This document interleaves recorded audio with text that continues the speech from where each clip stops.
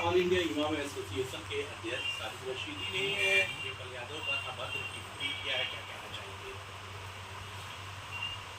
देखिए, डिम्पल यादव जी महिला सांसद हैं और डिम्पल यादव जी हिंदुस्तान का जो कल्चर है उसमें सबसे शालीन, सबसे संजीदा, तहजीब, तमद्दुन और अदब और उनकी मीठी ज़बान उनको एक भारतीय संस्कृति की महिला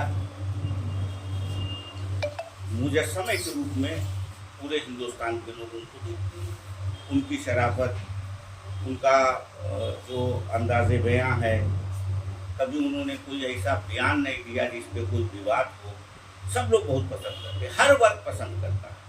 हिंदुस्तान के समाज का हर वर्ग उनको पसंद करता है।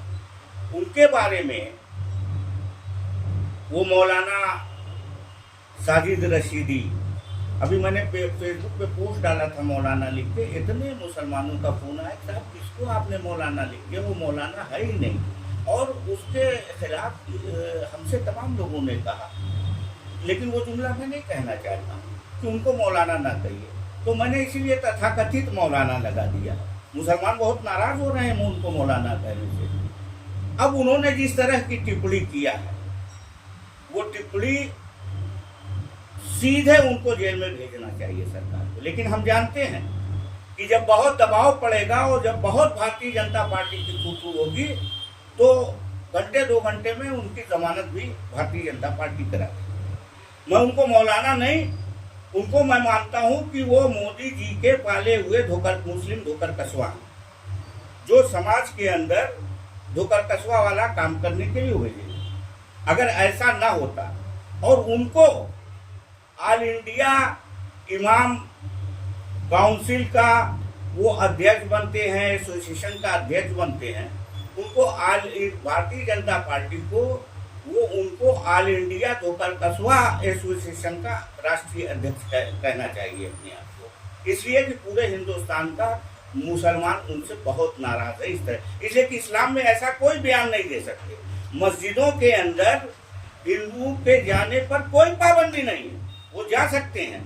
और हम उनसे पूछना चाहते हैं तथाकथित मौलाना से कि आप ये बताइए कि मोदी जी अभी विदेश में से लौट के आए हैं, वहाँ मस्जिदों के अंदर तमाम लोगों से मिले हैं, मुसलमानों से मस्जिद के अंदर, आपने उनके खिलाफ बयान क्यों नहीं दिया?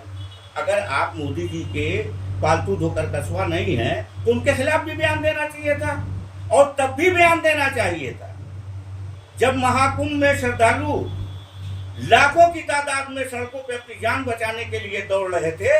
उनको ना पानी मिल रहा था, ना उनको रोटी मिल रही थी, वो भूख से तड़प रहे थे, वो शौच के लिए परेशान थे, वो लघुशंका के लिए परेशान थे। तो प्रयागराज के पूरे जिले की सारी मस्जिदों को मुसलमानों ने खोल दिया था, इमामों ने खोल दिया था, सारे मदरसों को खोल दिया गया था, सारी दरगाहों को खोल दिया गया था और श्रद्धालुओं को उसमें ठहराया गया था। 2 दिन 3 दिन ठहरे थे, उनके खाने पानी का इंतजाम किया गया। उसमें बड़ी तादाद में महिलाएं थी, बच्चे थे, बूढ़े थे, तमाम नौजवान थे, और उन्होंने पनाह लिया था। उस वक्त जब इतनी बड़ी तादाद में लाखों हिंदू भाई जो श्रद्धालु थे, उनके रहने सहने का मस्जिदों में इंतजाम किया गया, जो परमानेंट रहे। मस्जिद की नमाज वो लोग किनारे पढ़ते थे, लेकिन उनको तकलीफ नहीं होने दिया। तब तथाकथित मौलाना साजिद रशीदी ने बयान क्यों नहीं दिया कि मस्जिदों में हिंदू को क्यों करता है? ये अखिलेश यादव एक विभाग नेता जाने जाते हैं। अभी कुछ दिन पहले अनुराधाचार्य की तरफ गुरु हैं और उन्होंने कुछ सवाल किया, लेकिन अनुराधाचार्य ने उनका जवाब नहीं देकर कहा है आपका रास्ता और मेरा रास्ता अलग है। लगातार योगी आदित्यनाथ पर भी उनके सवालों का वो जवाब देते नजर आते हैं। लेकिन डिम्पल यादव पर एक मौलाना ने टिप्पणी की, उस पर उन्होंने क्यों नहीं जवाब दिया? क्या लगता है जो मुस्लिम वोट बैंक है वो खिसक जाएगा, इसीलिए उन्होंने जवाब नहीं दिया? अगर पूरे हिंदुस्तान में मुस्लिम समाज सबसे ज्यादा तथाकथित मौलाना को बुरा भला कह रहा है, उनको मौलाना मानने से ही। अब आपको मैं एक मिसाल दे दूं, अगर कोई इमाम ही तो ऑल इंडिया इमाम एसोसिएशन का अध्यक्ष हो सकता है, किसी मस्जिद का इमाम होगा, वो भी मशहूर मस्जिद का इमाम होगा। ये किस मस्जिद के इमाम हैं ये नहीं बता सकते आप। ये खुद बने हुए हैं अपने, इनका जो संगठन है ये खुद बना हुआ है, ये भारतीय जनता पार्टी का बनाया हुआ है। ऐसे ऐसे ही लोगों को धोकर कस्बा को खोज के उनको आगे करके भारतीय जनता पार्टी अपनी राजनीतिक उल्लू उनको सीधा करती है। क्यों होता नहीं? तमाम जगहों पे देखिए कि मंदिरों में पूजा अर्चना करते दिखाते हैं, नकाब पहन के, बाद में पता चलता है कि साहब वो तो मुस्लिम समाज की है ही नहीं।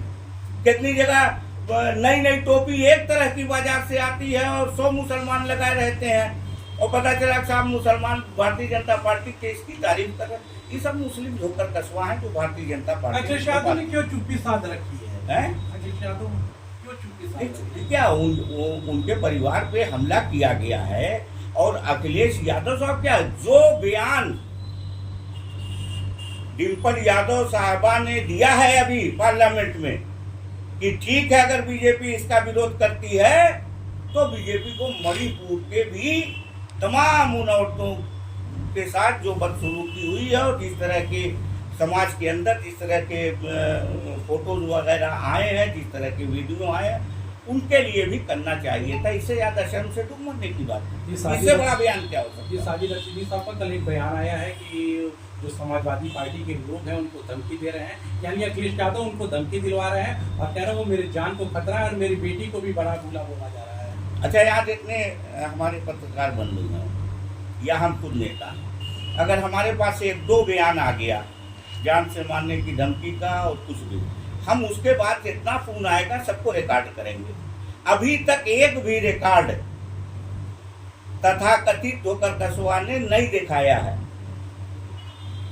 तथाकथित मौलाना जो मुस्लिम धोकर कस्बा है उसने अभी एक भी बयान सुनाया नहीं रिकॉर्ड नहीं किया। आज मैं प्रेस कर रहा हूं, आज के बाद वो किसी को सेट करके फोन करवा के कोई बयान रिकॉर्ड करता है आज की डेट में, आज के बाद तो उसकी गिनती नहीं होगी। लेकिन आज के पहले कोई भी रिकॉर्ड उनके पास नहीं। ऐसा कैसे हो सकता है कि लोग जान से मारने की धमकी दें, उनकी लड़की के साथ बलात्कार करने की बात करें और वो रिकॉर्ड ना किए हों? ये एक तय किया गया है। ये एक भारतीय जनता पार्टी ने जब FIR हो गया है तो अपने बचाव के लिए इस तरह का बयान दिया गया है ताकि मामला दर्ज है। ये सीधे सीधे है, वो दिखाते हैं, रिकॉर्ड सुनाते हैं। हर आदमी रिकॉर्ड करता है। जब ऐसा मौका आता है, जान का खतरा होता है, इस तरह की बदतमीजी होती है, वो क्यों नहीं कोई रिकॉर्ड सुना है? वो सिर्फ अपनी जबान से कह रहे हैं, तो उसमें कोई दम नहीं। रहा सवाल ये कि अभी गए विदेश में, तमाम मस्जिदों में मुलाकात किया उन्होंने, मुस्लिम धोकर कस्बा ने कुछ नहीं कहा मोदी जी को। ये सबूत है और ये सबूत है कि वो मोदी जी के दाहिने हाथ भी हैं, दाहिने साथ भी हैं। ये देखिए कि धोकर कस्बा को लेके गए थे मिलने के लिए, तो ये अपने दाहिने उनको रखे हैं। तो मैं सीधे सीधे कह रहा हूँ कि दाहिना हाथ भी है और दाहिना साथ भी है। इसीलिए मैं इनको मुस्लिम धोकर कस्बा कह रहा हूँ। ये ऑल इंडिया धोकर कस्बा एसोसिएशन के राष्ट्रीय अध्यक्ष हैं, जिनको भारतीय जनता पार्टी ने, ये मोदी जी के प्रोडक्ट हैं, इनको बनाया है। ये इमाम ऑल इंडिया इमाम एसोसिएशन के अध्यक्ष नहीं, वो तो लिबादा ओढ़ा गया है, वो सबसे गंदा लिबास उड़ाया गया है उनको इस गलत काम को करने के लिए। ये देख लीजिए फोटो। ये मौलाना कभी आप देखिएगा मोदी जी से जब मिलेंगे तो बाएं नहीं रहेंगे, हमेशा दाहिने रहेंगे।